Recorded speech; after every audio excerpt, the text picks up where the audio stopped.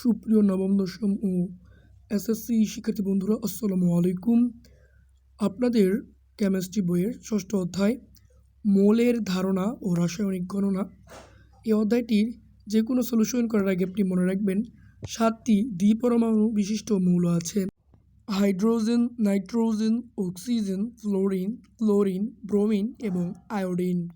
তো মনে রাখার জন্য আপনারা একটি ছন্দ বলতে পারেন: হায়না ফুলের কুলে বেড়াতে এসে হা দ্বারা হাইড্রোজেন, এ দ্বারা অক্সিজেন, না দ্বারা নাইট্রোজেন এবং ফুলের ফ উচ্চারণ হয় যেন ফ্লোরিন, কুলে মানে ক্লোরিন, ব্রোমিন তাহলে বেড়াতে ব্রোমিন এবং আসে আয়োডিন।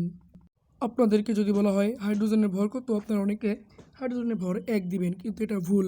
যেহেতু হাইড্রোজেন দ্বিপরমাণু বিশিষ্ট, সেজন্য একটা হাইড্রোজেনের ভর বের করার সময় আমাদের ভাবতে হবে এখানে 2টা আছে, তার মানে 1 গুণ 2 সমান 2। আবার যদি আমাদেরকে প্রশ্ন করা হয় 2টি হাইড্রোজেনের ভর কত, তখন আমরা আর দ্বিপরমাণু ইউজ করব না, শুধুমাত্র দ্বিপরমাণু বিশিষ্ট মৌলগুলোর একটার ভর বের করতে গেলে আমরা 2টা ধরব।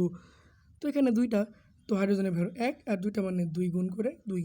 তো আপনারা মনে রাখবেন hydrogen, oxygen, nitrogen, fluorine, chlorine, bromine, iodine এদের একটার ভর আর 2টার ভর সেমই হবে সাধারণত।